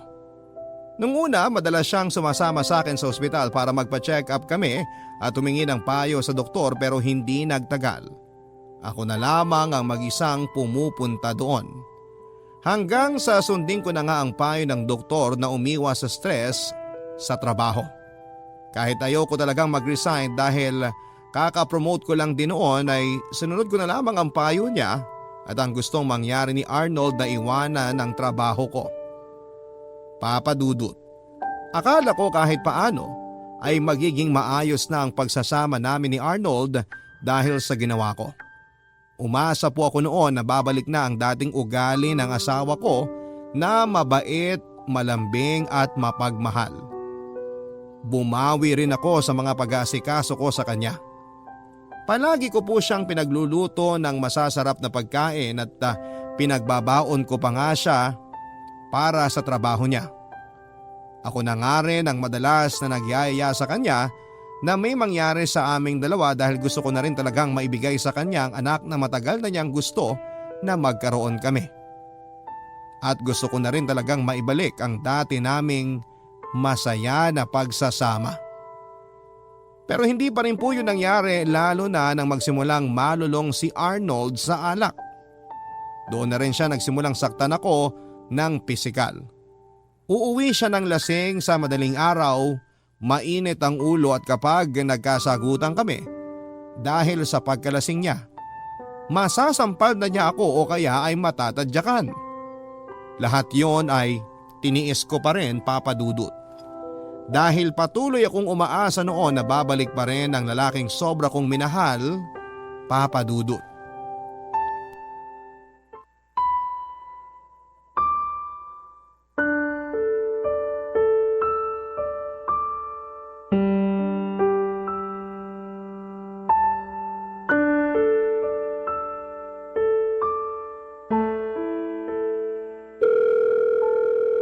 Nasaan na ba si Arnold? Sana naman sagutin na niya tawag ko. Ay, ano ba yan, Arnold? Ba't hindi ka pa rin sumasagot? Mag-aalas 11 na ng gabi, wala ka pa rin dito sa bahay. Ay, nandiyan na yata siya. Siya na yata ay nagbukas ng gate. Tingnan ko nga dito sa bintana. Ah, siya na nga. Ay, nako. Ang hina naman ang mga kasama ko sa alak. Nabitin lang tuloy ako. Mabuti naman at nakauwi ka na. Oh, bakit gising ka pa? Hinihintay lang naman kasi kitang umuwi. Alam mo ba kung anong oras na? Wala ka bang mata para tingnan ng oras sa relo mo? Wag mo akong pilosopuhin, Arnold. Kanina pa kita tinatawagan pero hindi mo sinasagot. Hindi ko alam kung nasa ang lupalop ka na ba o kung uuwi ka pa dito sa bahay natin. Sino ba kasing may sabi na hanapin at hintayin mo ako? Asawa mo ko. Natural lang na mag-alala ako sa'yo dito sa bahay natin. Asawa nga kita. Pero hindi mo naman ako mabigyan ng anak. Anong sabi mo? Tumabi ka na nga lang dyan sa dadaanan ko. Gusto ko na magpahinga. Hindi! Gusto kong marinig uli yung sinabi mo kanina. Tumahimik ka na dyan, Alexa. Pagod ako sa trabaho. Kaya wag mo nang painitin pa lalong ulo ko. Arnold, bakit ba palagi ka na lang ganyan? Palagi ka na lang umuwi ng malalim na ang gabi tapos lasing pa. Hindi na nga kita makausap ng matino eh. Saka pwede ba? Hindi ko naman kasalanan kung bakit hindi kita mabigyan ng anak. Hindi ko kasalanan kung bakit hindi ako mabuntis-buntis. Pero kasalanan mo pa rin kung bakit namatay ang anak natin. Bakit ba paulit-ulit mo na lang sinisisi sa akin ang pagkawala niya? Kasi kung iningatan mo lang sana ang sarili mo at nakinig ka lang sa akin na mag-resign na kaagad sa lintik na trabaho mo, hindi siya mawawala. Pero hindi ko nga ginusto yung nangyari na yon. Hindi ko ginusto na mawala sa atin si baby. Tumahimik ka na nga. Kahit naman anong sabihin mo, hindi na siya mabubuhay. Umalis ka na dyan sa dadaanan ko dahil gusto ko na magpahinga. Hindi! Pag-usapan natin to! Dahil hindi matatapos ang issue na to kung paulit-ulit mo akong tatalikuran. Isigaw mo sa akin ngayon lahat ng galit mo, Arnold! Sisihin mo pa ako sa pagkawala ni Baby! Murahin mo ako kung gusto mo, sige lang! Yun naman talaga ang gusto mong gawin, di ba? Isigaw mo na sa akin, saktan mo na uli ako nang matapos na to! Sabi ng tumahimik ka na, Alexei! Narinig din na ako sa'yo! Dada ka ng dada!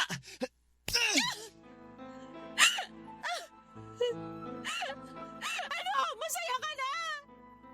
Masaya ka na sinasaktan mo ako? Nababawasan na ba yung galit dyan sa dibdib mo? Arnold, naiintindihan naman kita. Naiintindihan ko yung sama ng loob mo dahil sa pagkawala ng baby natin. Pero alam mo, sa totoo lang, pagod na rin ako. Pagod na akong intindihin ka at yung galit mo sa akin. Alexa! Saan ka pupunta? Alexa, huwag kang bastos! Bumalik ka rito! Papadudot, lahat naman siguro tayo ay marunong mapagod at lahat ng pagtitiis ay may hangganan. Masyado nang mabigat ang mga pinagdadaanan ko sa kamay ng asawa kong si Arnold. Hindi ko na kaya pang tiisin ang pananakit, mura at paulit-ulit na paninisi niya sa akin dahil sa pagkawala ng anak namin. Pareho namang kaming nawalan. Pero bakit parang pinamumuka niya sa akin na siya lang ang nasasaktan noon? Lagi niyang pinaparamdam na para bang wala akong naging pagmamahal o pagmamalasakit sa anak namin na ipinagbuntis ko. Kung tutuusin ay ako nga ang dapat na mas masaktan dahil ako ang nagdala kay baby sa sinapupunan ko, pero hindi yon ang nakikita ni Arnold. Pinaparamdam niya sa akin na naging napakawalang kwenta kong nanay sa dapat na magiging anak namin. Bigla na lang tuloy akong nakaramdam ng pagod ng gabi na yon, Papa Dudut. Naramdaman ko na parang hindi ko na kayang tiisin pa ang ginagawa niya sa akin. Hindi ko na kaya pang paulit-ulit na lamang nasaktan ang asawa ko. At nang gabi na yon ay nag-decide na akong umalis ng bahay namin nang muli niya na naman akong saktan. Dala ko ang cellphone at wallet ko na nasa bulsa ko at kaagad akong sumakay ng tricycle na nakaparada malapit lang sa amin. Dumiretso ako sa bahay ng pinsan at kumari kong si Kate. Kaya lang, wala naman siya doon sa bahay pero pinatuloy pa rin ako ng asawa niyang si Ryan, Papa Dudut.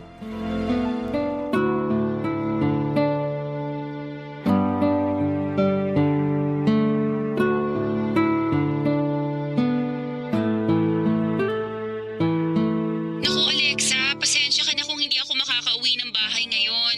Tulog na rin kasi ang mga bata dito sa bahay ni nanay. Ayos lang, Kate. Ako nga ang dapat humingi ng pasensya kasi pumunta ako dito sa bahay niyo ng 10 oras ng gabi. Ano ka ba? Walang problema doon. Ayun nga lang, si Ryan lang ang nandyan ngayon sa bahay. Nahihiya nga rin ako dito sa asawa mo. Ayoko na rin sanang tumuloy nung malaman ko kanina na wala ka pala dito. Kaya lang wala naman ako ibang mapupuntahan ng ganitong oras. Kaya nga dyan ka na magpalipas ng gabi sa bahay namin. Uuwi rin naman kami ng mga anak ko bukas ng tanghali. Ang sabi mo wala kang nadalang gamit, di ba? Oo, wallet at cellphone ko lang ang nabitbit ko nung umalis ako ng bahay namin. Kumuha ka muna sa mga pambahay ko dyan kung gusto mong magpalit ng damit. Naku, hindi na. Ayos lang naman ako dito sa suot ko. O sige, ikaw ang bahala. Basta kapag gusto mong magpalit ng damit, nandyan lang naman yung mga gamit ko. Saka pareho lang naman tayo ng size ng katawan kaya magkakasya sa'yo ang mga damit ko. Salamat talaga, Kate. Sus, wala yun. Nakausap ko na rin pala si Ryan kanina. Binilin ko na sa kanya na doon ka na lang sa kwarto namin matulog at doon na lang siya sa sofa. Isa lang kasi ang kwarto namin dyan sa bahay. Okay lang naman kahit ako na lang ang matulog sa sofa. Ako naman ang hindi papayag na ikaw ang hindi maging komportable sa pagtulog mo.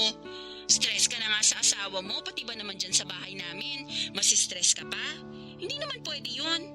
O basta, feel at home ka lang dyan. Ibababa ako na tong tawag kasi kailangan ko nang pumasok sa loob ng bahay. Wala kasing signal doon. Saka nilalamok na rin ako dito sa labas eh. O sige, salamat uli, Kate. Wala yun. Kita tayo bukas. Bye! Bye!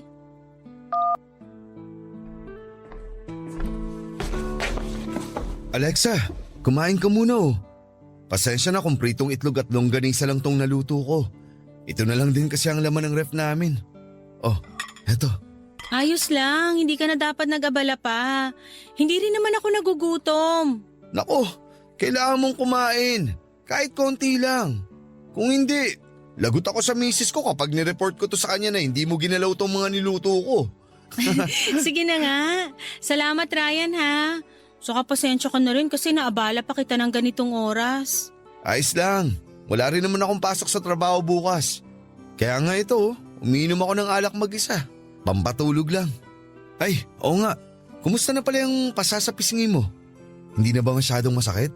Hindi na masyado. Salamat sa ice bag na pinahiram mo kanina. Ay, alam mo ba na hindi ito ang unang pagkakataon na nasaktan ako ni Arnold? Hindi pala first time yan? Bakit tinayaan mo pang maulit? Dahil mahal na mahal ko ang asawa ko at ayoko na tuluyang masira ang pagsasama namin. Tama naman siya na kasalanan ko kung bakit nawala ang baby namin eh. Kaya dapat kong intindihin ang galit na nararamdaman niya sa akin. Alexa, walang may gusto na mawala ang baby niyo. Kaya hindi mo yung kasalanan kasi hindi mo naman sinadya ang nangyari. Ay, ang mabuti pa. Eto. Para saan tong bote ng alak? Uminom ka para kahit paano marelax ka. Huwag kang mag-alala. Hindi naman malakas ang tama ng alak na yan. Mag-isang bote ka lang para makapagpahinga ka rin kaagad mamaya. Papadudot magkaklase kami ni Kate mula elementary hanggang high school at naging magka-schoolmate din noong college. Kaya naman naging malapit din kami sa isa't isa. Kahit paano rin ay ka-close ko na ang naging asawa niya na si Ryan dahil mabait naman ito sa akin. Kaya nga hindi ko na rin napigilan noon ang sarili ko na mapakwento sa kanya at maglabas ng sama ng loob sa sitwasyon ko. Umiyak na rin ako noon dahil walang ibang nakakaalam ng mga pinagdadaanan ko sa kamay ni Arnold kung hindi si Kate lamang. Naging magaan naman ang loob ko kahit papaano dahil sa pag-uusap namin na yon ni Ryan. Nang mga oras din na yon, papadudot ay sakto namang umiinom siya ng alak nang dumating ako sa bahay nila.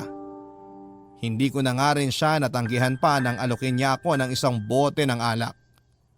Alam ko kasi na kailangan ko yon para kahit papaano ay makalimot ako sa pinagdadaanan ko. Pero hindi lang pala problema ko ang makakalimutan ko noon kung hindi pati na rin ang limitasyon ko ng gabi na yon. At dahil nga sa sobrang kalasingan ko noon ay hindi ko na napigilan pa na may mangyari sa amin ni kumpare, Papa Dudut. Kabarangay, i-share mo ang iyong barangay love stories. Sabay-sabay nating pakinggan ang iyong kwento ng pag-ibig, buhay at pag-asa. Ipadala lang sa barangaylovestories@yahoo.com. Papadudot nang magising ako sa tabi ni Ryan na wala nang kahit na anong saplot sa katawan namin ay kaagad akong bumangon at doon na rin siya nagising. Agad niyang kinuha ang mga damit niya at lumabas ng kwarto. Ako naman ay naiwan doon na mabilis ding nagbihis. Saglit pa akong natigil noon sa kwarto at napatulala. Ilang beses kong tinatanong ang sarili ko kung bakit hinayaan ko na may mangyari sa aming dalawa ni Ryan ng gabing yon. Bakit hindi ako nag-iwan ng kaunting katinuan sa isipan ko at sarili ko? Napakalaking kasalanan ang nagawa ko sa asawa at sa kumpare kong si Kate. Naiyak na lamang tuloy ako noon dahil sa nangyari at nang mahimasmasan ako ay nag-decide na akong lumabas ng kwarto. Noon naman papadudot ay naabutan ko si Ryan na naghahain ng almusal sa lamesa. Nung una ay tahimik lamang kaming pareho habang nagkakape hanggang sa siya na ang bumasag ng katahimikan na yon. Nagsorry siya dahil sa nangyari sa aming dalawa at sana raw ay maniwala ko na hindi niya intensyon na samantalahin ang pagkalasing ko. Naramdaman ko naman ang sincerity sa boses niya at alam ko na walang sapilitang nangyari ng gabing yon. Pareho naming ginusto yon, dala na rin ang spirito ng alak na nasa mga katawan namin ng oras na yon. Papadudod, sinabi ko kay Ryan na mas mabuti pang kalimutan na lang namin ang nangyari sa aming dalawa. At nang makauwi nga si Kate kinahapunan ay halos hindi ako makatingin sa mga mata niya. Sobra kasi akong nakukonsensya dahil sa malaking kasalanan na nagawa ko sa kanya. Pero pinilit ko pa rin ang sarili ko na umarte na parang walang kahit na anong nangyari. At halos hindi na rin kami magkibuan noon ng asawa niyang si Ryan Papadudut.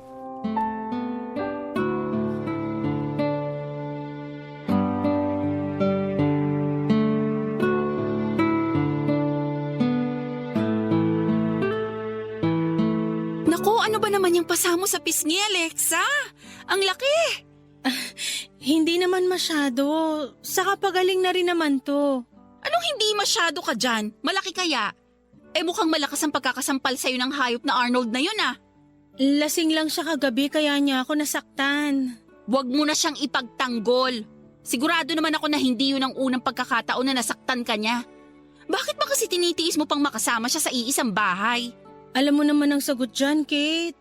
Ayokong tuluyan na masira ang pagsasama namin. Kaya okay lang sa'yo na gawin kang punching bag ng asawa mo, ganon. Hindi naman ganun kasama si Arnold kagaya ng iniisip mo. Sigurado ko na kaya siya nagkaganon kasi hindi niya pa rin matanggap ang pagkawala ng baby namin. Alexa, halos 1 taon na rin ang nakalipas mula nang makunan ka. Kahit hindi ko na-experience ang makunan o mawalan ng anak, alam ko naman na mali ang ginagawa niyang pananakit sa'yo.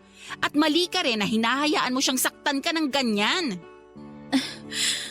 Mahal ko si Arnold eh. Nandun na tayo sa mahal mong asawa mo. Pero wag mo naman sanang kalimutan na mahalin ang sarili mo. Excuse sa inyo. Pinagtimpla ko kayo ng kape saka eto. May biko rin akong dala na binili ko sa naglalakong bata kanina. Ilalagay ko na dito sa lamesa ha. Oh. Ayan, salamat mahal.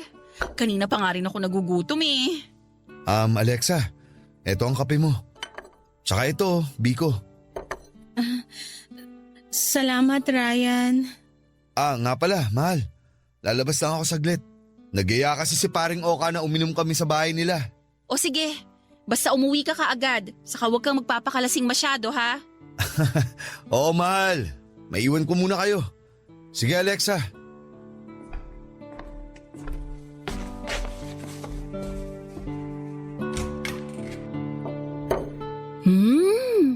Ang sarap talagang magtimpla ng kape ng asawa ko. Mabalik tayo sa pinag-uusapan natin, Alexa. Ikaw ha, ayokong maririnig sa'yo na plano mo pang balikan yung gago mong asawa. Nandun na tayo sa nagluluksa pa rin siya sa pagkawala ng baby nyo. Pero hindi naman siya pwedeng habang buhay na ganon. At hindi rin pwede na sa tuwing magagalit at malulungkot siya, basta ka na lang niya sasaktan. Alam mo kung tutuusin, pwede mo nga siyang idemanda dahil sa ilang beses na pananakit niya sa'yo. Sakto kasi may kakilala akong abogado na pwedeng tumulong sa'yo. Ano, gusto mo ba tawagan ko na siya? Oy! Alexa! Aha? Ayos ka lang ba? Oo naman. Ayos lang ako. Bakit parang bigla ka na lang natulala dyan? Ano bang iniisip mo? Oh, wala. Ayos lang talaga ako. Sigurado ka? Oo. May gusto ka bang sabihin sa akin? Wala! Ang ibig ko sabihin, alam mo naman na yung nangyari sa amin ni Arnold. Kaya ano pa bang dapat kong ikwento sa'yo? Wala naman. Nagtaka lang ako kasi parang bigla ka na lang natulala dyan. Kanina naman maayos tayong nag-uusap. May naaalala lang ako kaya siguro parang bigla na lang akong natahimik. Ay naku, kung ano man yung iniisip mo, sana hindi yan tungkol sa plano mong balikan yung gago mong asawa. Pag nagkataon ako, makakalbo na talaga kita kahit ninang ka pa ng panganay ko.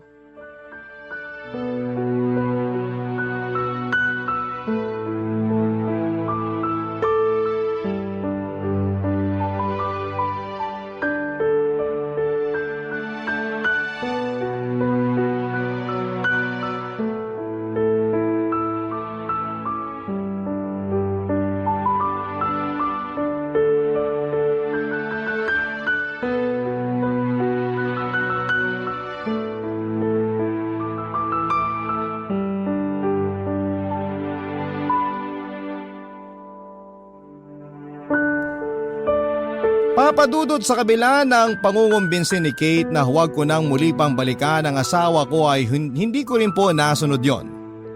Dumating din kasi si Arnold sa bahay ni na Kate para humingi ng tawad sa akin. Nalaman niya raw sa isang pinsang ko na nandun ako kina Kate kaya doon din niya ako pinuntahan.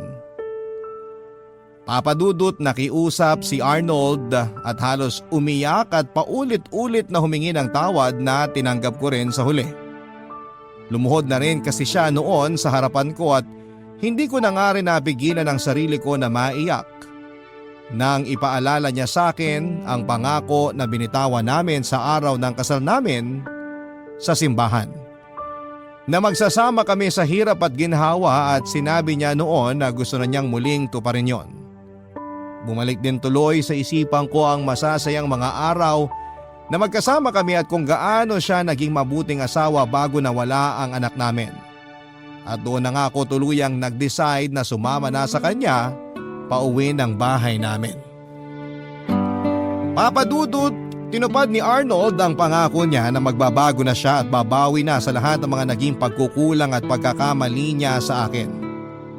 Sinabi niya sa akin na kung gusto ko raw na bumalik sa pagtatrabaho ay hindi na raw niya ako pipigilan. Siya na nga rin ang madalas na nagluluto sa bahay namin kahit pagaling siya sa trabaho o kaya ay bago siya umalis ng bahay. Madalas din siyang may pasalubong na mga pagkain sa akin kapag umuuwi siya.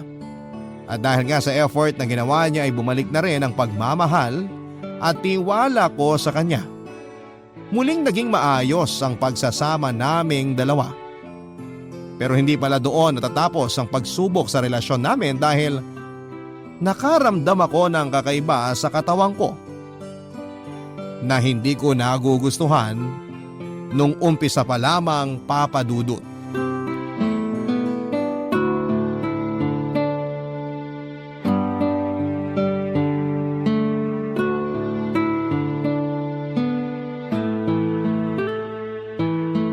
Kumusta ka naman dito sa bahay nyo? Ayos naman. Ayos naman na ayos lang talaga? O nagkukunwari na ayos lang? Maayos lang talaga, Kate. Sabi ko naman sa'yo, nagbago na ang asawa ko eh. Alam mo, parang hindi ko kayang paniwalaan yan. Kaya ba palagi mo akong pinupuntahan dito sa bahay namin? Bukod dito sa masarap na merienda na palagi mong hinahanda kapag bumibisita ako, isa rin talaga sa mga dahilan kung bakit nandito ako, gusto kong makasigurado na hindi ka na sinasaktan ng gago mong asawa. Kate, wala ka nang dapat alalahanin sa akin. Mula nung bumalik ako dito sa bahay namin, hindi na talaga ako sinaktan ni Arnold. Never na rin niya akong nasigawan kahit isang beses. At siya pa ang mas madalas magluto kasi gusto niya raw talaga na makabawi sa akin. Naks naman, mukhang sineseryoso niya talaga ang pangako niya sa'yo ah. Pero wala pa rin ako masyadong tiwala sa asawa mo. Baka sa umpisa lang yung pagbawi ng pinapakita niya. Tapos sa mga susunod na araw, bumalik na naman siya sa pagiging walang hiya niya. Ikaw talaga, Kate. Ang hirap mong hingian ng sorry. Ganun talaga. Kapag nasaktan na ako, matagal bago ako magpatawad. Kaya nga takot lang ni Ryan na gumawa ng kasalanan sa akin. Uy, Alexa! Ayos ka lang? Sandali lang ha. Magbabanyo lang ako.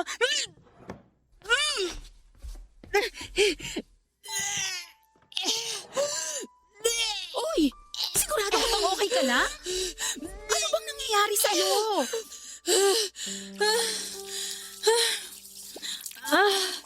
Wala lang to. Sumama lang bigla yung timpla ng tiyan ko. Sumamalang ba talaga ang timpla ng tiyan mo? O may iba kang gustong sabihin sa akin? Kilala kita, Alexa. Alam ko kapag may tinatago ka sa akin at hindi masabi-sabi. Kate, ang totoo kasi, buntis ako. Nag-pregnancy test ako kahapon at positive ang lumabas na resulta. Talaga?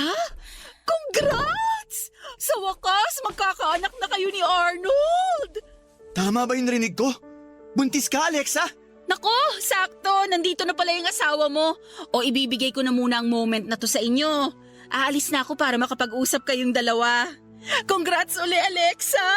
Tawagan mo na lang ako mamaya, ha? Sige, Arnold, una na ako. Bye! Totoo bang magkakaanak na tayo, Alexa? Arnold, bakit nakauwi ka na kagad dito sa bahay? Di ba dapat mamaya pa ang tapos ng shift mo? Alexa! Yung tanong ko muna sagutin mo. Totoo ba yung narinig ko? Totoo bang buntis ka? Oo. Woo!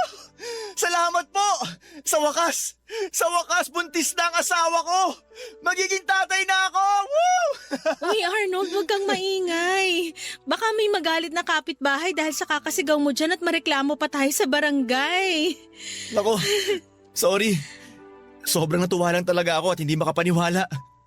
Sa wakas, Alexa, magkakaanak na tayo. Magiging isang totoong pamilya na rin tayo.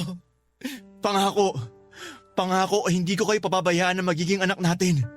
Gagawin ko ang lahat para maging isang mabuting asawa sa'yo at tatay sa anak natin. Asahan mo yan, Alexa. Kahit kailan, hindi ko sisirain ang pangako ko sa'yo. Papadudot ng ma-delay pa lang ako noon ay bigla na akong nakaramdam ng kakaibang takot at kaba. Hiniling ko noon na sana ay hindi tama ang hinala ko at hindi mangyari ang nasa isipan ko. Pero mas lalo lamang lumakas ang kaba ko nang may lumabas na 2 guhit sa pregnancy test kit na ginamit ko noon. Gusto ko pa sanang ulitin kaagad yon pero alam ko na kaagad sa sarili ko na tama ang resulta na lumabas doon. Buntis talaga ako sa pangalawang pagkakataon. Alam ko na dapat ay maging masaya ako kagaya ng asawa kong si Arnold Papadudut kahit mahigit 1 taon din namin hinintayon mula nang makunan ako. Pero may mali kasi sa nangyayari na yon dahil sigurado ako na hindi si Arnold ang ama ng pinagbubuntis ko. Malakas ang kutob ko na ang kumpare kong si Ryan ang totoong ama ng batang nasa sinapupunan ko noon. Pero wala akong pinagsabihan na kahit na sino tungkol sa bagay na yon. Kahit pa nga kay Ryan ay hindi ko sinabi ang hinala ko. Naging sobrang saya rin naman ni Kate nang tawagan ko siya at sabihin ko na totoo nga na buntis ako. Sinabi niya na ang anak daw namin ni Arnold ang magiging daan para tuluyan na kaming maging isang masayang pamilya ng asawa ko. Papadudot nang makapanganak ako ay doon ko nakumpirma sa sarili ko na hindi talaga si Arnold ang tatay ng baby ko. Wala man lang itong kahit na anong namana sa itsura niya. At kung pagmamasdan siya ng mabuti malaki ang pagkakahawig niya kay Ryan. Hindi tuloy buo ang sayang nararamdaman ko noon dahil sa pangyayari na yon at paano ako magiging totoong masaya kung ang tatay ng anak ko ay ang kumpare namin ng asawa ko. Hindi ko alam kung paano nangyari na parang naramdaman din ni Ryan na siya ang tatay ng anak ko. Dahil minsan niya akong kinausap tungkol dito. Tinanong niya kung sino raw ba talaga ang tatay ng anak ko at syempre maring ko yung tinanggi.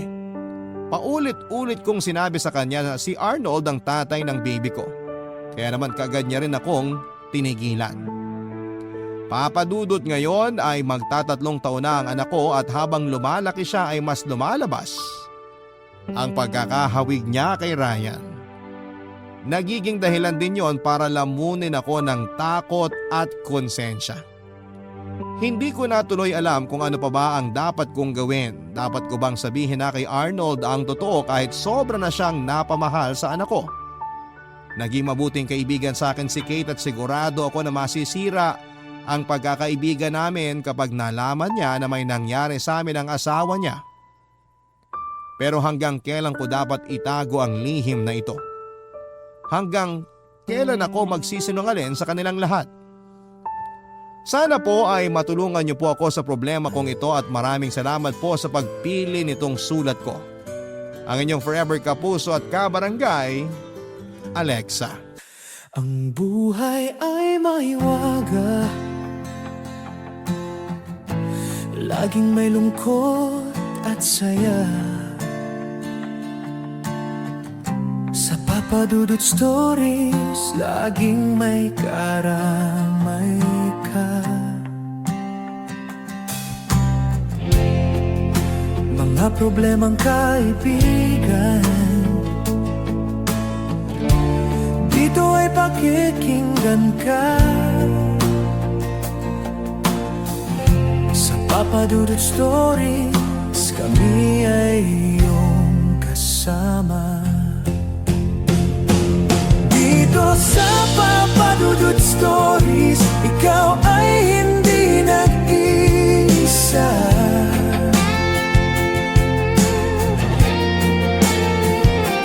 Dito sa Papa Dudut Stories, may nagmamahal sa'yo.